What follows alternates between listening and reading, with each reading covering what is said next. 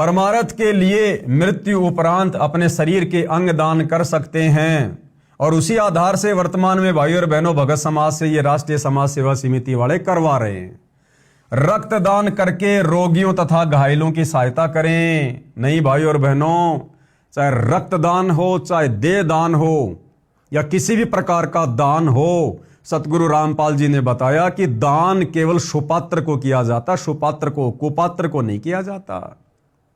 तो हम क्यों अपना रक्त व्यर्थ में उन कुपात्रों को दान करें जो भक्ति के निकट भी नहीं है। आज ये राष्ट्रीय समाज सेवा समिति वाले जगह जगह रक्तदान का, देह दान का कैंप लगा रहे हैं। अरे जिन लोगों को वो रक्तदान दिया जा रहा है, देह दान दिया जा रहा है, क्या वो सुकर्मी इंसान है? क्या वो व्यक्ति किसी भी प्रकार का नशा नहीं करता है? क्या वो व्यक्ति सतगुरु रामपाल जी से उपदेश लेकर उनकी भक्ति करता है? फिर भला ऐसे कुपात्रों को भाइयों और बहनों हम क्यों अपना रक्तदान दें, क्यों हम अपना देह का दान करें? अब मान लीजिए कोई व्यक्ति बीमार है और आप भगत हैं, आपने उसको रक्तदान कर दिया और भाइयों और बहनों वो व्यक्ति फिर से स्वस्थ होकर शराब पीने लगेगा, मांस खाने लगेगा, उल्टे कार्य करने लगेगा, आन उपासना करने लगा, तो आपने अपना वो दान कुपात्र को दे दिया और आपके रक्त से पुनः जीवित होकर वो जितने भी कुकर्म करेगा उसका भोग उसी अनुपात में आपको भी भोगना पड़ेगा। यहां पर राष्ट्रीय समाज सेवा समिति वाले देह दान की बात कर रहे हैं, जो कि सतगुरु रामपाल जी के भक्ति विधान और नियमों के विपरीत है। भाई भगत को तो देह दान की जरूरत नहीं पड़ेगी। अरे जो भगत है, मर्यादा में है, भक्ति कर रहा है, उसका अंग परमात्मा सुरक्षित रखेगा, ठीक रखेगा। वेदों में लिखा अगर साधक मृत्यु को प्राप्त हो जाए तो भी परमात्मा जीवित करके 100 साल की उम्र प्रदान कर दे।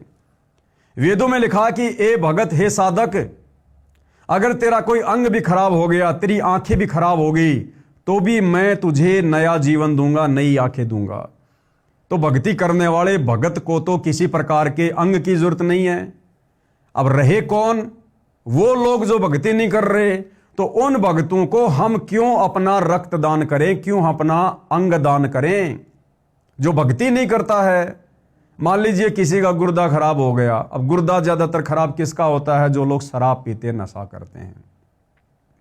पैसे वाला व्यक्ति है, डॉक्टर के पास गया, डॉक्टर से कहा कि डॉक्टर साहब देखिए क्या हो गया। डॉक्टर ने कहा भैया आपका गुर्दा चेंज करना पड़ेगा, 10 लाख रुपए लगेंगे। आप नादान भक्तों ने इन राष्ट्रीय समाज सेवा समिति वालों के कहने पर अपने अंग दान कर दिए। मरने के बाद आपका गुर्दा निकाल लिया गया और आपका गुर्दा हॉस्पिटल में रख दिया गया। उधर से उस व्यक्ति ने, जो भक्ति नहीं करता है, शराब पी पी के गुर्दा खराब कर लिया, 10 लाख रुपए डॉक्टर को देकर और उसने नया गुर्दा लगवा लिया।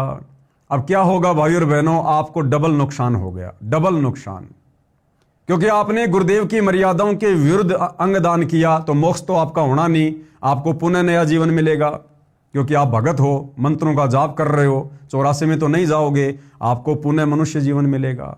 लेकिन आपने अपना जो अंग दान किया और उस अंग दान के चलते जो आपका अंग दान, वो गुर्दा 10 लाख रुपए में बेचा गया। अब सबसे पहले तो वो डॉक्टर उस 10 लाख रुपए का दुरुपयोग करेगा। फिर जिस व्यक्ति को नया गुर्दा लगा दिया गया, अब वो व्यक्ति स्वस्थ हो गया। जो पहले शराब पिया करता था, अब उसको चिंता नहीं है, वो फिर से शराब पीनी शुरू कर देगा कि अब कम से कम 8-10 साल और जीऊंगा। और फिर भी गुर्दा खराब हो गया तो डॉक्टर को 10 लाख रुपए देकर फिर से लगवा लूंगा।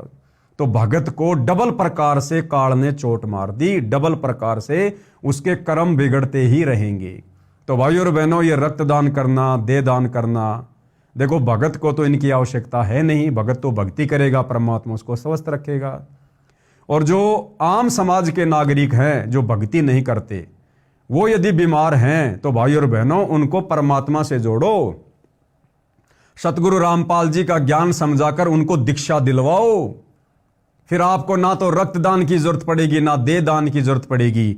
जब वो नाम दीक्षा लेकर संत रामपाल जी के पास जाएगा, अपनी व्यथा बताएगा, तो आप और हम भाई बहन इंटरव्यू में क्या देखते हैं? मैं बहुत बीमार था, मेरा गुर्दा खराब था, मैं कैंसर का रोगी था, डॉक्टर ने कहा था कि तू मरेगा, नहीं बचेगा।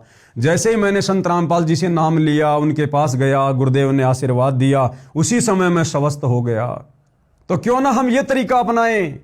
ना अपनी दुर्गति करवाने की जरूरत पड़ेगी, ना गुरु का वचन तोड़ने की जरूरत पड़ेगी। तो भाइयों और बहनों, हमने अपने गुरुदेव के दिखाए रास्ते अनुसार चलना है। इन राष्ट्रीय समाज सेवा समिति सतगुरु रामपाल जी के मंदबुद्धि परिवार के दिखाए रास्ते पर नहीं चलना है। तो भक्ति मार्ग में देह दान करना, रक्तदान करना, यह किसी भी प्रकार से उचित नहीं है।